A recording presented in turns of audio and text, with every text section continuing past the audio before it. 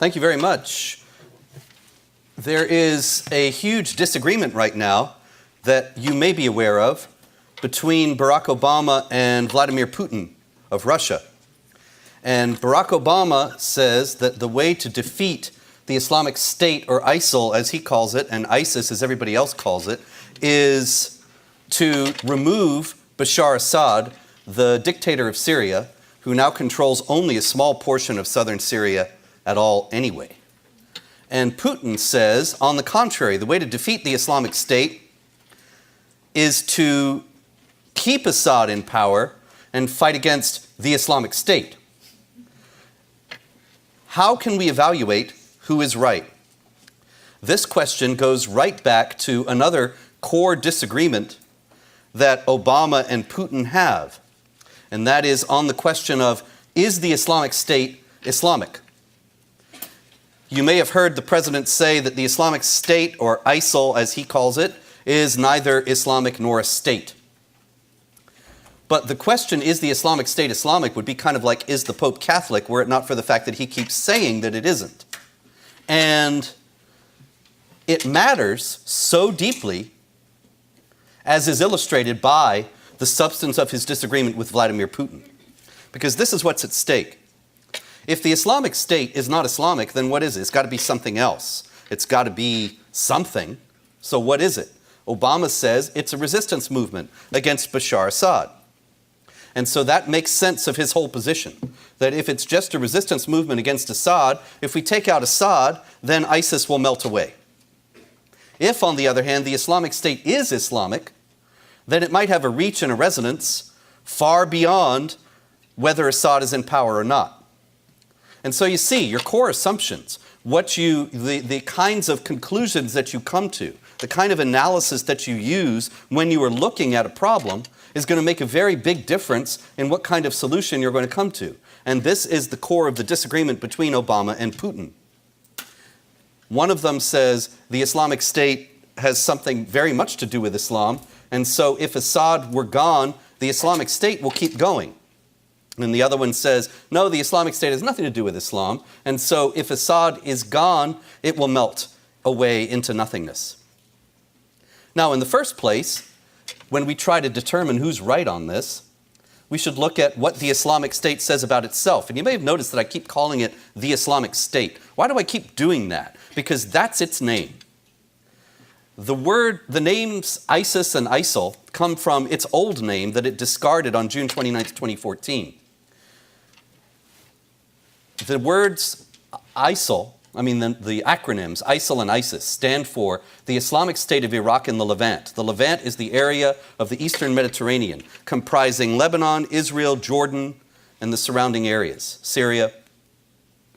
The word in Arabic for Levant is Shams, which obviously starts with an S. And so you get ISIS, the Islamic State of Iraq and Shams, or the Islamic State of Iraq and the Levant. The president, for whatever reason, prefers the latter and calls it ISIL, I-S-I-L, based on the Islamic State of Iraq and the Levant. Those are the letters, I-S-I-L. Everybody else calls it ISIS, the Islamic State of Iraq and Shams. It's essentially the same thing. It's just whether you're translating that word Shams into English, which would be Levant, or not. However, also unspoken in all this is the fact that that is no longer the name of the group. The group changed its name to the Islamic State, period, full stop, nothing else, the Islamic State, on June 29, 2014, when it proclaimed itself to be the new caliphate. Now, what's a caliphate? A caliphate is, in Islamic theology, in the understanding of the religion of Islam, the only legitimate government to which all Muslims worldwide owe allegiance. And on June 29, 2014, the Islamic State said, we're it, we're the caliphate.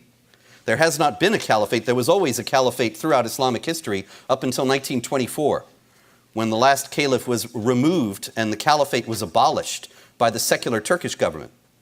And for 90 years, there was no caliph and no caliphate. Now, 2014, June 29th, the Islamic State declares itself the new caliphate. Now, you understand, that's a momentous declaration, because what they're saying is that Muslims in France, in Germany, in Poland, in Russia, in the United States, in Canada, everywhere else, they do not owe any allegiance to the governments of their countries, as that also goes for Muslims in Saudi Arabia, Jordan, Kuwait, Egypt, wherever. They only owe allegiance to the Islamic State. It transcends all national allegiances, transcends all ethnic identities, everything. And so, did anybody buy this? Did anybody believe this? Well, as of the latest reports, 30,000 Muslims from around the world, 30,000, have traveled from whatever country they were in to Iraq and Syria to join the Islamic State. And now the Islamic State, or ISIS and ISIL, they control a territory larger than Great Britain, in which there are upwards of 8 million people. And so this is a considerable force, and people are buying it. People are taking seriously their claim to be the new caliphate. Why are they doing that? Well, one thing the 30,000 people who have traveled to the Islamic State have in common is that they're all Muslims. And here again, this might seem to be, well, that's obvious, well, duh, but wait a minute. The president says the Islamic State is not Islamic. And not only the president, but the vice president, the secretary of state, the prime minister of Great Britain, the prime minister of France, every Western leader in every country in Western Europe and the United States and Canada, they all say ISIS has nothing to do with Islam. And yet 30,000 Muslims disagree and have traveled to Iraq and Syria to join it. The other thing we have to look at in order to answer this question of is the Islamic State Islamic, and thus to understand who is right, Putin or Obama, as to what we should do in Syria with Assad, is to look at what Islam actually teaches. And for that, I hope you all brought your Qurans. I have mine with me. I don't leave home without it. The Quran, of course, is the holy book of Islam, and the Islamic State often makes reference to it. You may recall seeing or hearing about, preferably hearing about, some of the beheading videos that the Islamic State put out, in which they would, with great technical skill, depict the beheadings of various people, some Western hostages, some Ethiopian Christians, some Libyan Christians, various others. And they would very graphically show the beheadings. The world was repulsed. The world was horrified. And even Al-Qaeda, another jihad terror group, had enough and said, you know, you guys are turning people off with this. You really should cut out the beheading videos. You're just alienating people and making them mad at you. Now, why on earth would the Islamic State want to do that? Why would they keep putting out these videos when they did horrify and disgust the world? The answer is in the Quran itself. Chapter 47, verse 4, you can turn to it. Chapter 47, verse 4 says, when you meet the unbelievers, strike the necks. Strike the necks. Behead them. It's very clear. Chapter 8, verse 12 says the same thing, that Allah will send angels to strike the necks of the unbelievers. So when the Quran says this, and the Islamic State does it, and then there are Muslims who believe that the Quran is the perfect, unaltered, and unalterable word of Allah, the supreme and only God, then what kind of an effect is that going to have on them? Are they going to be shocked and horrified? No, they're not going to be shocked and horrified. They're going to think at last somebody is doing what the book says. Somebody is doing what the book tells us to do when we meet the unbelievers. Strike the necks. So these must be the authentic group. Another thing that the Islamic State does is persecute Christians. You may or may not have heard that when they took over Mosul, a very considerable city in Iraq, they painted the nun on the doors or the walls of the homes of Christians. A nun is an Arabic letter, it's letter N essentially, that is the first letter of the word Nazarene, which is the Quran's word for Christians. It calls the Christians Nazarenes all through the Quran, as in Jesus of Nazareth. And so when they were painting this letter N on the homes of the Christians, they were marking them for a particular reason. And that is because the Quran says, and this is chapter 9, verse 29, fight against those who do not obey Allah and His Messenger, and do not forbid what He has forbidden, even if they are of the people of the book, until they pay the jizya with willing submission and feel themselves subdued. Now there's a lot in that, so let's stay on that for a minute. Fight against those who do not obey Allah and his messenger, the messenger being Muhammad, the prophet of Islam. And do not forbid what he has forbidden, even if they are of the people of the book. The people of the book is the Quran's term for primarily Jews and Christians, because in the Quran's view, Jews and Christians and some others have received genuine revelations from God, but have dared to alter them, to change the Islamic character of them. So you may not know, if you come from a Christian or Jewish background, that Moses and Noah and Abraham, as well as John the Baptist and Jesus, they were all Muslims, and they all taught Islam. And then their followers twisted and hijacked their teachings to create Judaism and Christianity. That is the mainstream Islamic view. So the Jews and Christians are considered people of the book. They've received a legitimate revelation, but they have to be punished for having altered it to stray from Islam.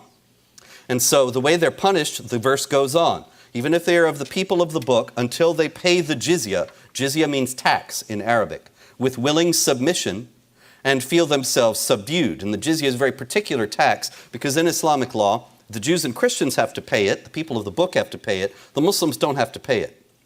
It's a special tax that is called the contract, that is the hallmark of what is called the contract of protection, or dimma, zumma.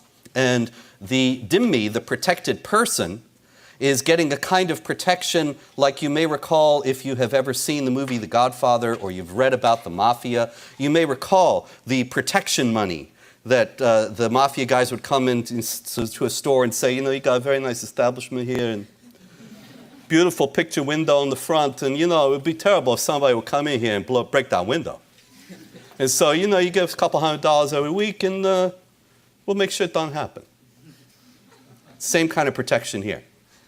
That they would pay this tax, the jizya, with willing submission and feel themselves subdued, the verse says. In other words, the tax itself is a sign of their submission, and then Islamic law mandated that they show their submission by accepting various humiliating and discriminatory regulations that denied them equal rights under the law, and then they would be protected.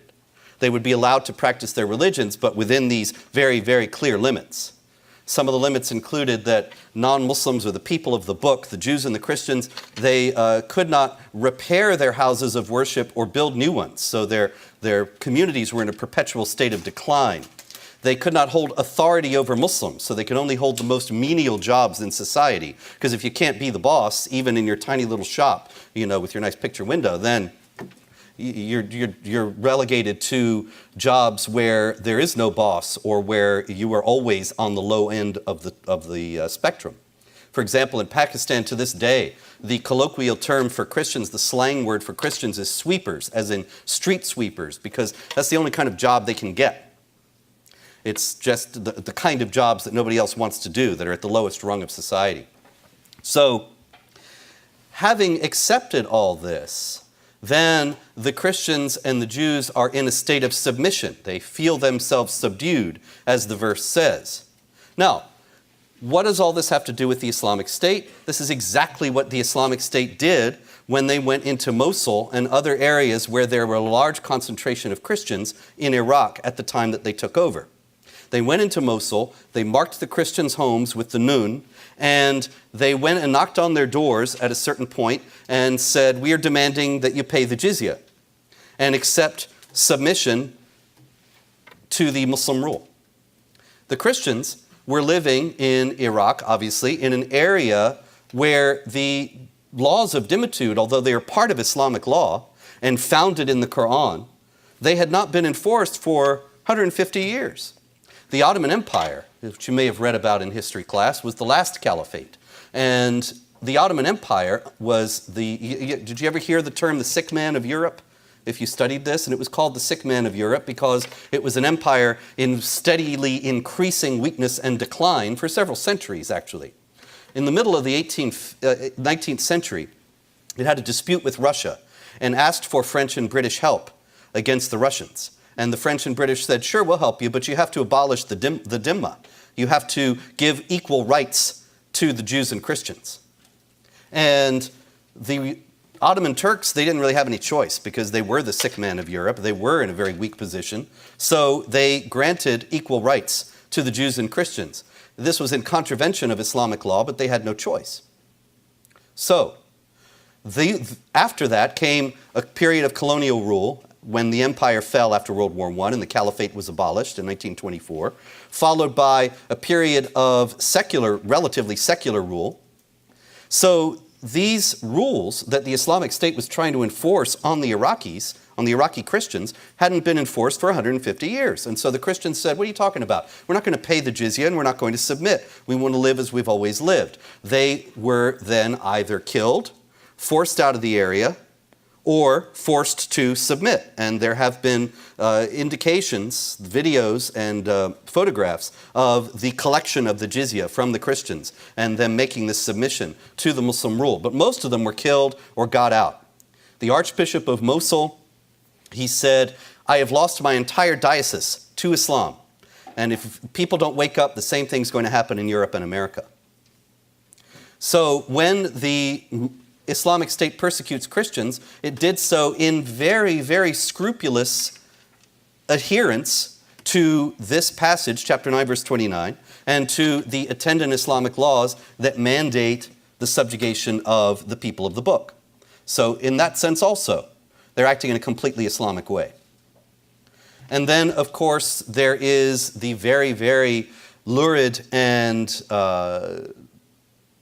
horrifying practice that they have of kidnapping women who are not Muslims, Yazidis and Christians, and pressing them into sex slavery.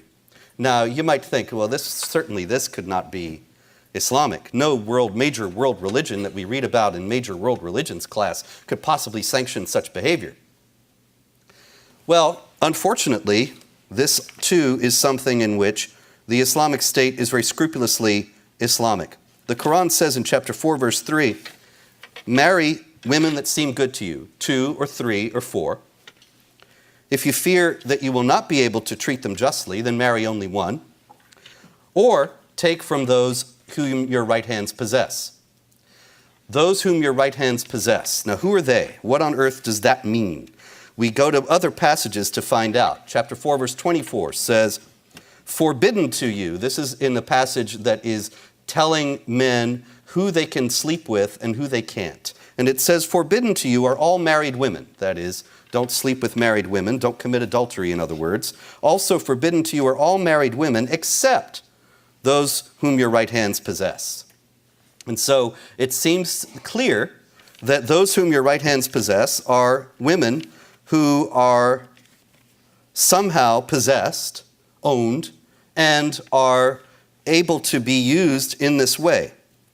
And where did they come from? Chapter 33, verse 50 is very clear about that when it says, O prophet, we have made lawful for you your wives, whose bridal dues you have paid, and the slave girls you possess from among the prisoners of war.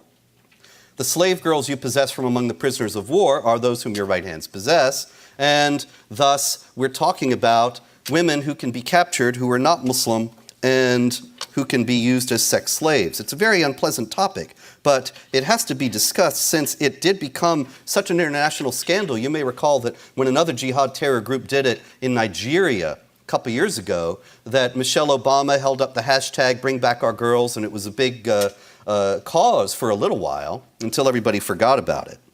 Now, I want to make sure that you understand that I am not just making all this up. I have the Quran with me today that has commentary by Sayyid Abu Allah Maududi. Maududi was a Pakistani Islamic scholar and jihad theorist. He died in 1979. He wrote a lot of books. He was very influential. As a matter of fact, internationally influential and renowned. If you were to go to your local Islamic bookstore or log on to your account at islamicbookstore.com or wherever you go for Islamic books, you will find that Maududi's books are there.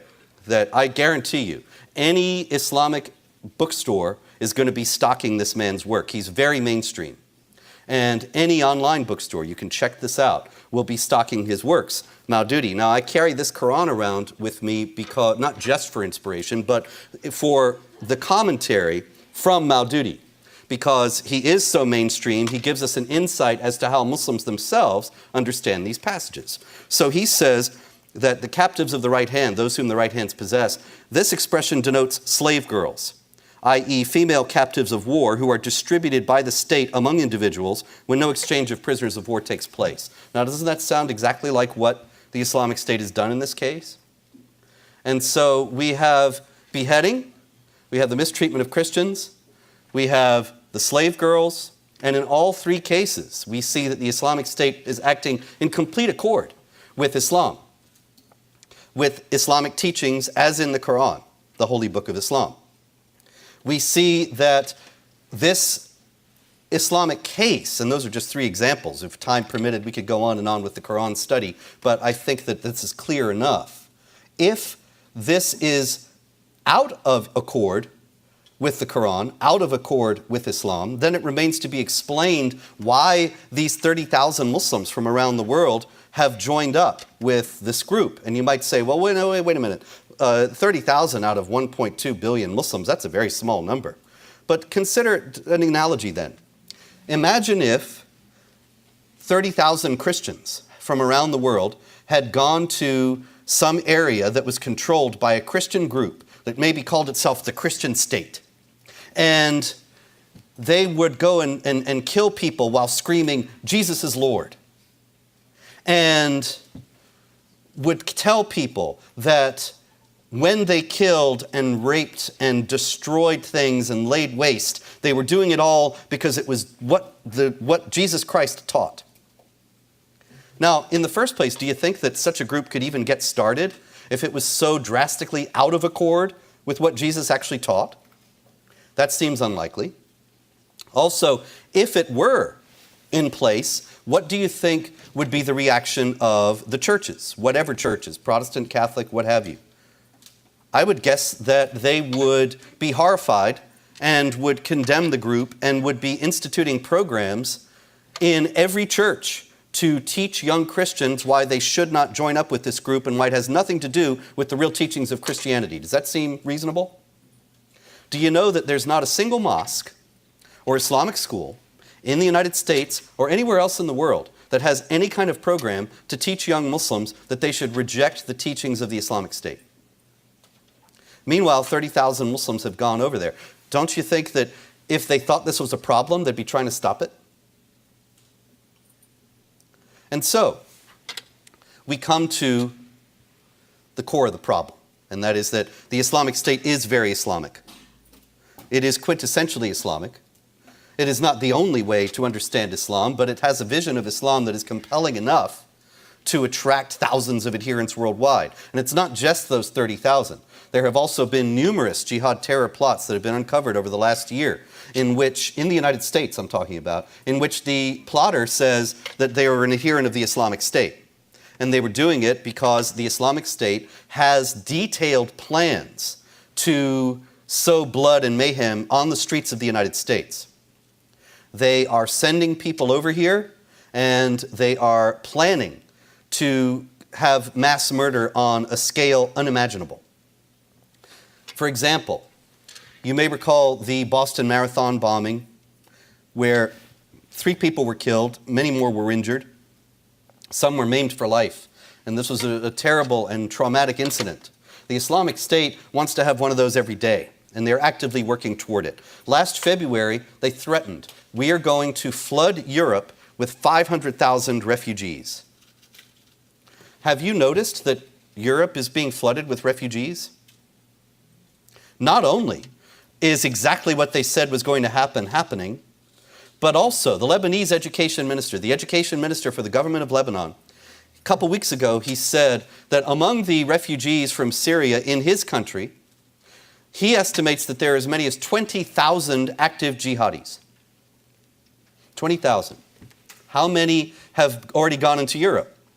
The Islamic State announced as soon as the refugee crisis began, which is well over a month ago now, that they had already gotten 4,000 jihadis into Europe and more were coming every day. Then Barack Obama says, we're going to bring over 100,000 Syrians this year and 100,000 next year to help with this refugee crisis.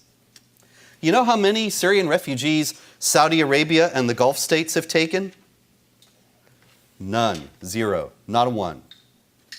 Now you got to think, wait a minute, that's really weird. Why would that be the case? You're talking about people of a common language, although there's serious differences between Arabic as spoken in certain areas and certain others. Still, it's Arabic. They can work it out.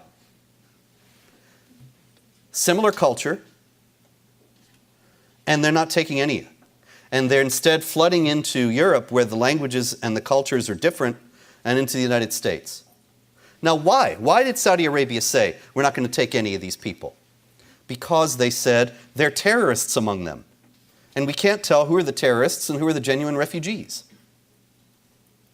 But when people have raised similar objections about the refugee influx into Europe and it's coming soon into the United States, then people say, oh, you're just racist, bigoted Islamophobes.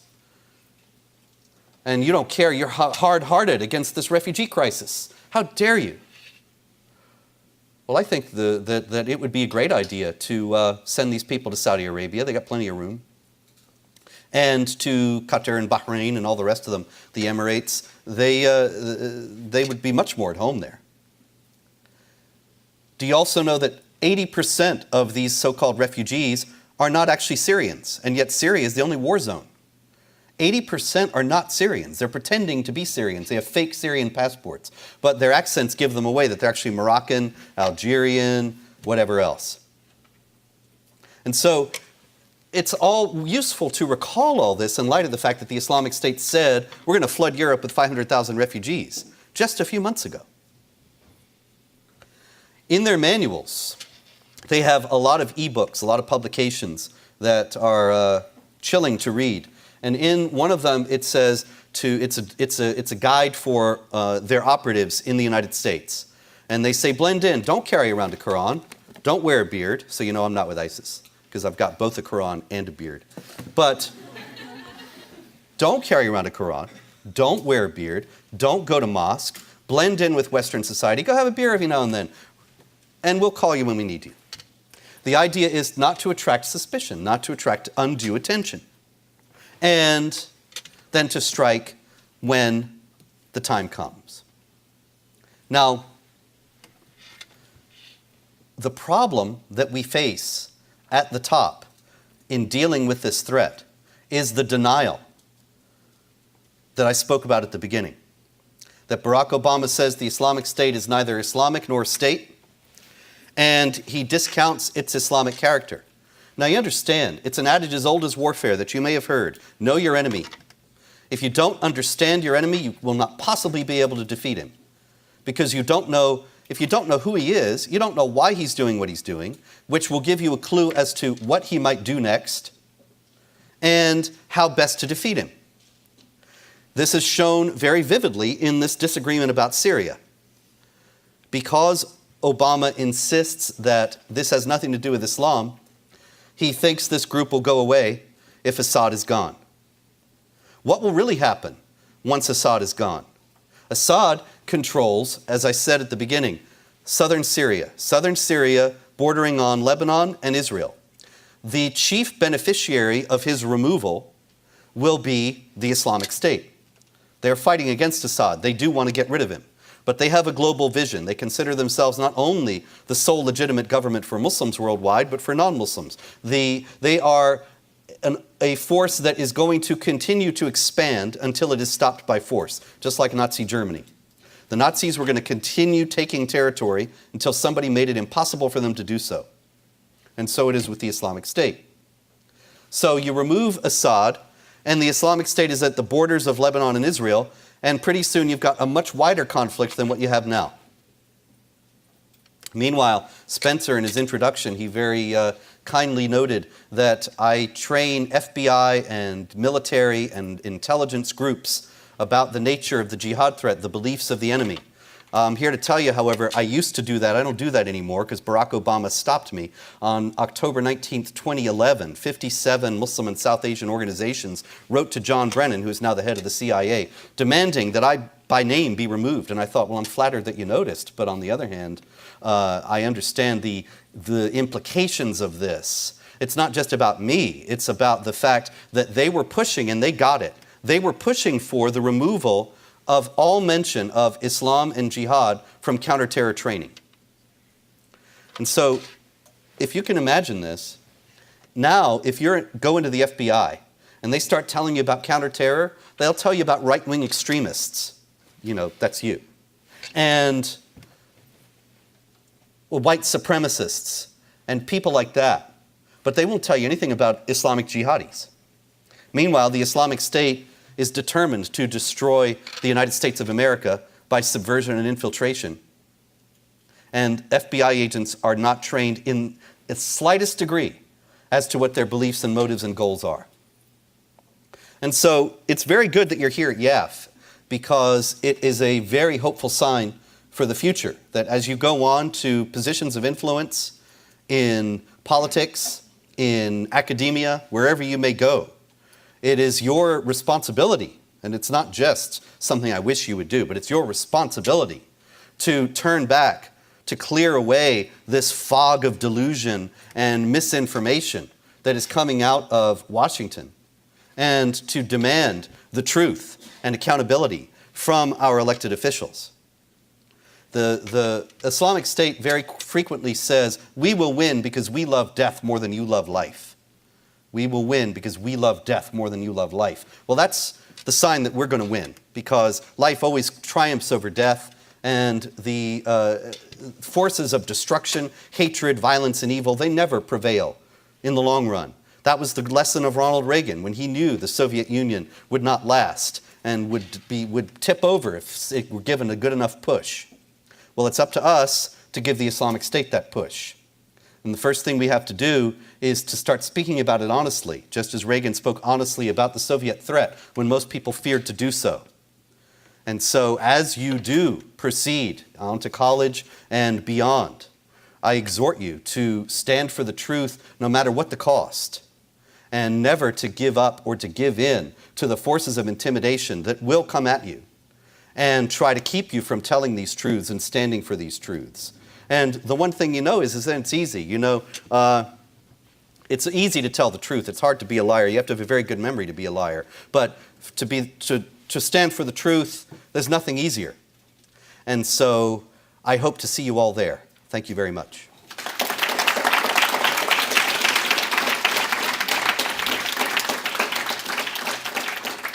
Spencer has a microphone. If you have questions, comments, death fatwas, whatever, I'm right here. Plenty of time. Hi, my name is Reagan Day, and I'm from Southern California. My question is, how did you get involved in, I guess you would consider this foreign affairs, and so how did your career get a start, and how would you advise people like us to kind of continue in your footsteps and to improve this country? Well, you know, every person's abilities and talents and interests are different, and so my experience may not be exemplary. I got into this because of a personal interest. My family is from that part of the world, and my grandparents actually were exiled from the last caliphate, the Ottoman Empire, for declining the invitation to convert to Islam, because it was convert to Islam or get out or be killed. And they did actually kill my great-grandfather in the process of the rest of them getting out, but some of them got out, as witness my being here today. But in any case, what I was wondering was, why did that happen? You know, my grandparents could never tell me when I was a kid why exactly they were exiled, and I wanted to know, and I started to research these things. And then I was also writing and working for some outfits in Washington in the 90s that where I was consulting about these issues, and because obviously my personal interest coincided with geopolitical events, as you know, who would have expected, but that's the way it happened. And so I ended up writing about this and not doing anything else. And you know, one thing leads to another, and then you're there. What I would advise you is, whatever you can do, whatever talents that you have, you immediately try to devote them to working for the defense of freedom in some way. That in college, the pressures are going to be very great. You're not in college yet, right? This is a high school group? Yes? Yes? Well, you'll be in college before too long, and I hope you remember that all the colleges, unless you go to some conservative Christian college or something like that, all the colleges are bad. And they're all going to try to destroy you. But don't be downhearted, because, like I say, it's very easy if you're standing for the truth. And to go into college and immediately start to work to turn back this fog of error and deceit and disinformation that covers this topic and so many others. And don't let yourself be intimidated, above all. Always stand straight. The thing about a bully, and the left is a bully, the left and the Muslim groups on campus, they will try to bully and intimidate you. Remember what they told you in 5th grade or whenever. You stand up to a bully. That's the way to beat him. You may even have to fight, metaphorically or physically, but I'm not advising physical fighting. I'm just saying you may have to stand under great pressure. But don't ever give in. Giving in only emboldens the bully and only encourages the bully to be more bullying.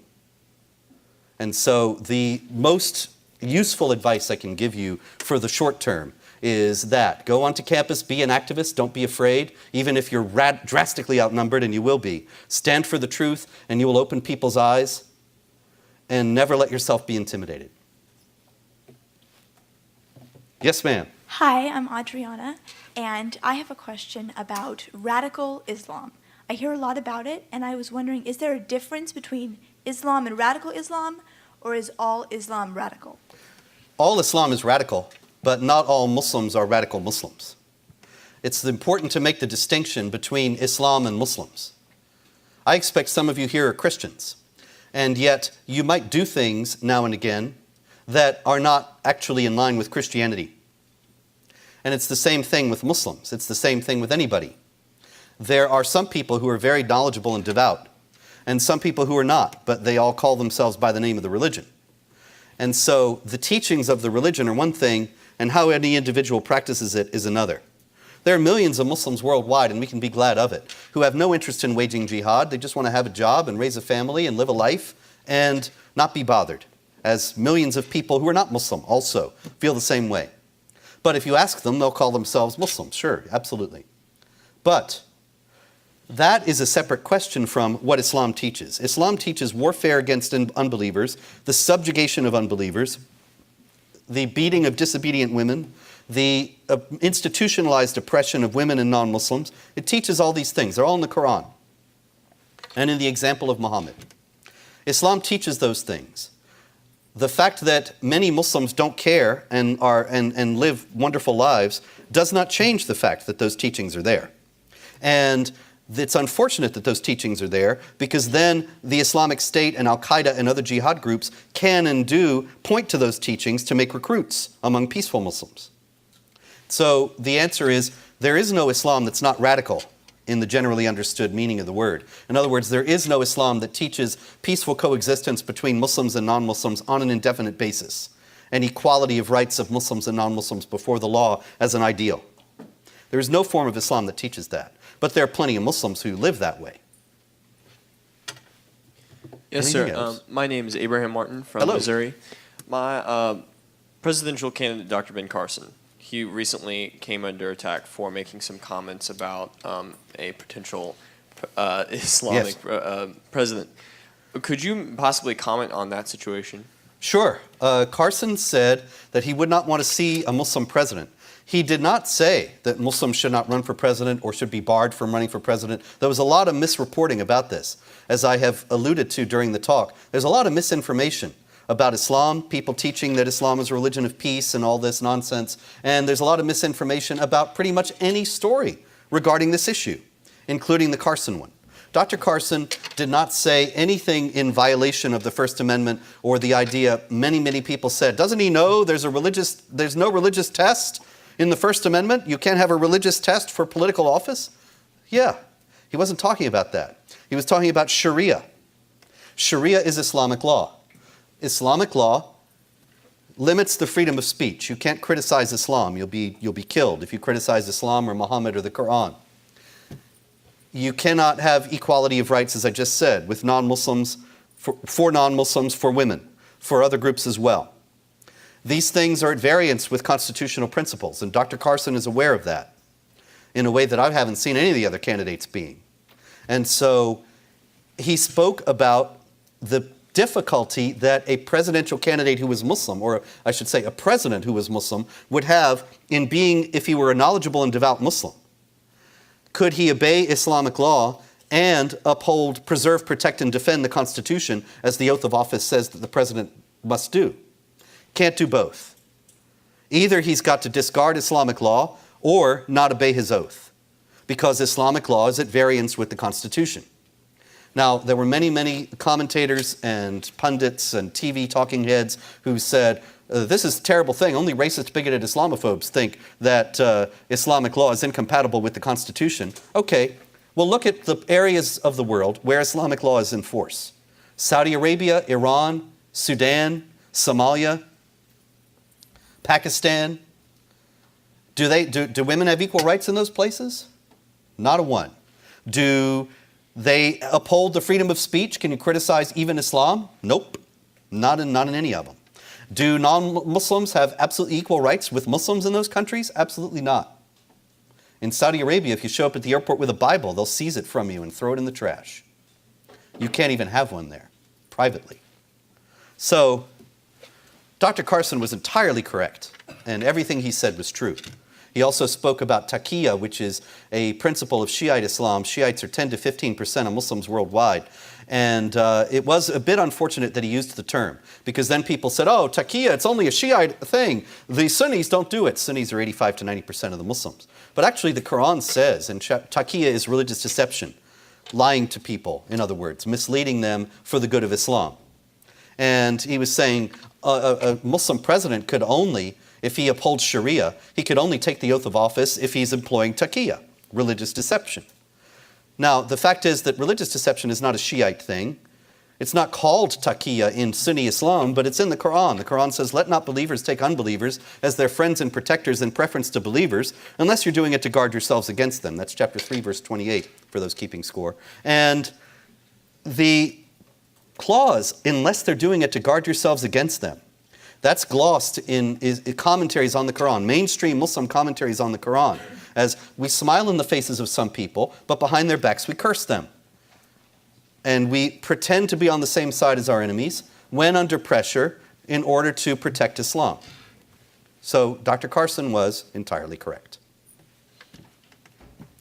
Any others? Yes, sir. My name's Raymond Maddox, and I'm from Maine.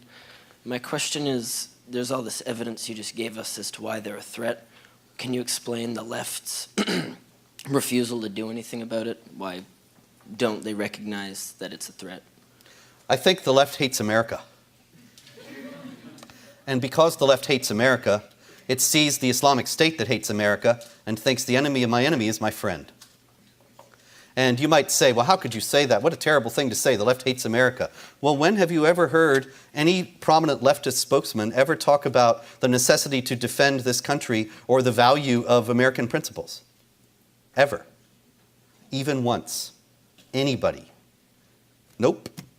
And yet every opposite force, every force that breaks down the principles on which the nation was founded, every force that genuinely loves America, they scorn and ridicule and denigrate. Look how the left reacted to Ronald Reagan with his unabashed and unapologetic patriotism.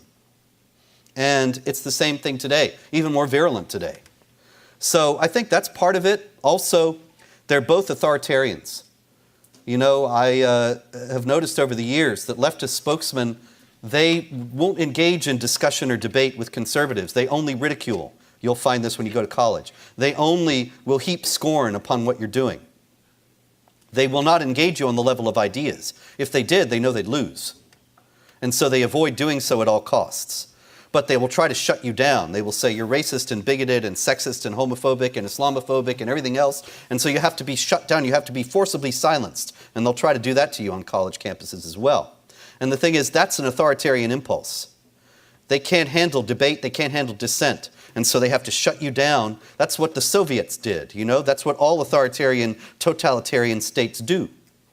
And so the left is authoritarian. The Islamic law is authoritarian. mandating death for those who criticize Islam or the Quran or Muhammad.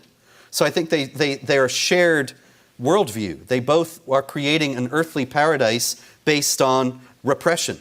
You know, the left, the communists will tell you, we want to build the workers' paradise, a just society where everybody has everything equal.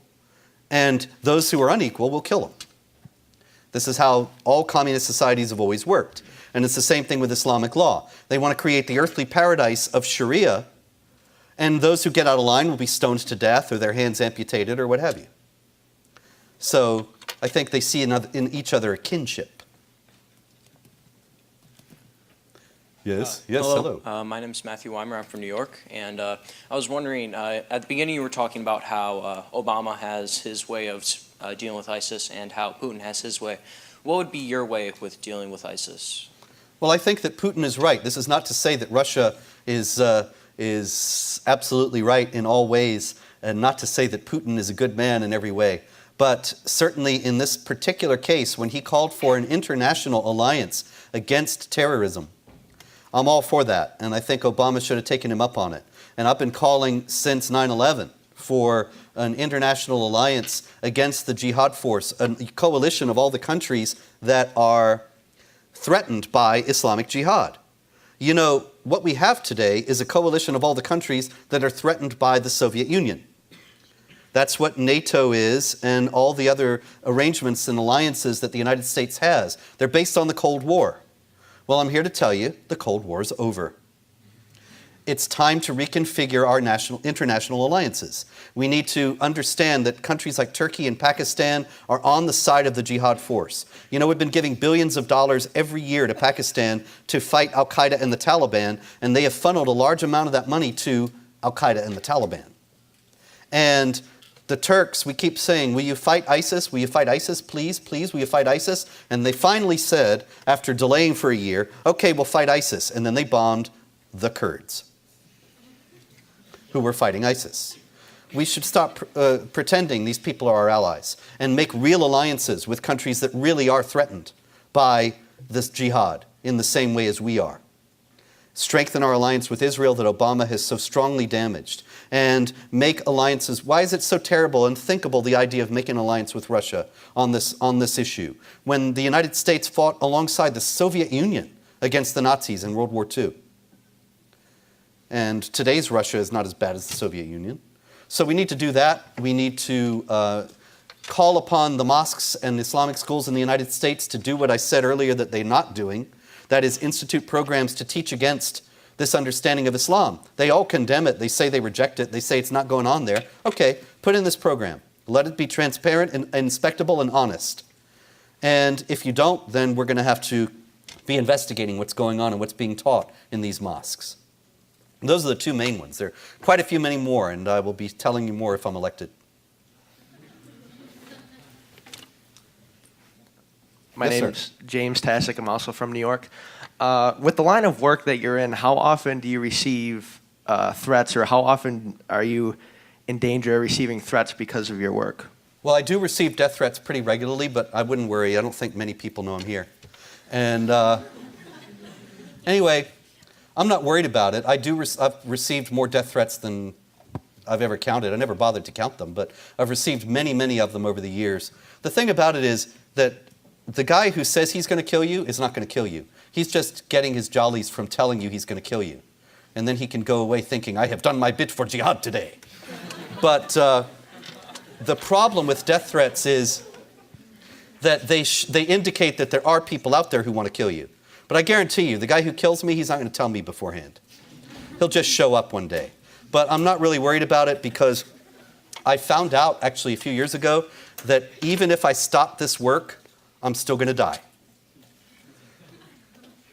It's just it's a funny thing, but it's a terminal sentence that I think all of us actually have. And so we have to bear in mind, as a matter of fact, in light of some of the things I was trying to explain perhaps not so well earlier, that it's never, ever a good bargain to give in to evil, to give in to intimidation. It's always worth it to stand up for the truth no matter what. None of us has the next moment guaranteed. I don't mean to be morbid. I'm just being realistic. You don't know what's going to happen in your life today or tomorrow or a week down the road or a year. God forbid anything happen to you, and I hope you all live to be 150. But you're still going to die one day. And you should die knowing that you did the right thing and that you stood instead of cowered. The worst thing you could possibly be is somebody who cowers and submits and surrenders for a few more years of life. The coward is going to die just as much as the hero. And so be a hero. Thank you very much. Thank you. We'll be here all night. No, not really. Any others? Yes, doctor. Okay, so my name is Chase, and I'm from Manhattan Beach. So last year on the news, they said that Bill Maher there was basically a bunch of talk about Islamophobia, and Ben Affleck was on it. What do you have to say to him about his beliefs on Islamophobia? To Ben Affleck? Yeah. He's a moron. Let me tell you about Islamophobia. Islamophobia is a made-up word that was made up in order to intimidate people into thinking there's something wrong with resisting jihad terrorism. The idea that Ben Affleck would be angry with Bill Maher for saying that there's some problem with Islam just shows how thick this fog of misinformation that I keep referring to is. That people think that if you say there's a problem with Islamic terrorism, that's more of a problem than with right-wing extremists or Christian extremists or what have you, then they think that you're a racist, bigoted Islamophobe. Well, look, there are over 25,000 jihad terror attacks in the world, around the world, since 9/11. How many terror attacks have been committed in that span by Christians who did shout Jesus is Lord and then blew themselves up, or something like that? Not too many. Actually, none. 20,000, 25,000 versus 0. And yet people like Ben Affleck will say, if you don't say that the problem is violent extremism, as Barack Obama calls it, which is like calling it a sandwich. I mean, it's nothing. There's nothing there. Violent extremist what? I could be a violent extremist piano player who just plays piano 22 hours a day and I never stop and I don't want to get up off the keys. I mean, there's nothing to that, you see. But you can't identify it as Islamic because that would be Islamophobic. Well, Islamophobia is a word that was coined by Muslim Brotherhood groups precisely to make you scared to talk about the problem with Islam. And I'll tell you how effective it has been. In 2007, there was a jihad plot against Fort Dix in New Jersey, Army base. And they were going to go into Fort Dix and kill as many American soldiers as they could before they themselves were killed, and then they go to paradise with the virgins and all that. And yes, that's in the Quran. So, they were foiled. How were they foiled? This is where the high school connection comes in. They went to a video store because they had all these bloody jihad videos, beheadings and such, explosions and all sorts of things, and they had them on VHS tapes. You remember VHS tapes? Maybe your dad has one or your grandfather, I don't know. But anyway, they wanted them put them on DVD, and so they asked this guy, 17-year-old kid, and they asked him, can you put our VHS tapes on DVD? And he said, okay. So he's doing the job. And I should tell you also that these are Albanian Muslims. Albania, as you may have heard in high school, amid all the talk about social justice, you may have heard that Albania is a country in Eastern Europe that is majority Muslim. And the people there are blonde white folks. So these were not Pakistanis, okay? Albanians. And they go in to get their jihad videos transferred to DVD. 17-year-old guy, Brian Morgenstern, he's doing the job, and I don't know how this works. I never worked in a video store, but apparently he's seeing it go by. And so he sees all this beheadings and explosions and all this blood and gore and bloodlust, and he's a little bit alarmed. So he went to his boss, and he said, dude, I'm seeing this weird stuff on these videos. Should I, call the police? Or would that be racist? True story. Now, I told you they were Albanians so that you would know there's no possible way this could be racist. They were white guys. They want to blow things up. He thinks, if I stop them from blowing things up, would that be racist? Why did he think that? Because of the same kind of thing that happened with Bill Maher and Ben Affleck. That he's been taught, it's been pounded into him, like it's been pounded into all of us for years, that if you resist jihad terror, if you oppose jihad terror, if you even call it jihad terror, there's something wrong with you. You're a racist, you're a bigot, you're an Islamophobe. This has been a concerted campaign. It's been very effective. And it's disinformation, no less so than the communist propaganda that Ronald Reagan was fighting. And no less real. No more real. It's completely fantastic. The reality is that there is a problem with Islam, there is a problem with jihad, and that to oppose it is to stand for freedom, not to be in the least bigoted or racist in any slightest degree. And that's one of the things that you need to stand up for when you get to college and say, stop the nonsense. We are standing for the oppressed non-Muslims in Muslim countries, the oppressed women in Muslim countries, and so on. We're the ones standing for human rights, not you morons. Anyway. Yes. Thank you. Thank you. Because I needed to ask that question for someone who's like big on that. Okay. Will you go back and tell him Islamophobia is a fiction designed to bamboozle him into lying supine before his oppressors? True fact. One more? Time to go? I think it's probably time to cut it off. Okay, well, it's been great. Thank you. God bless.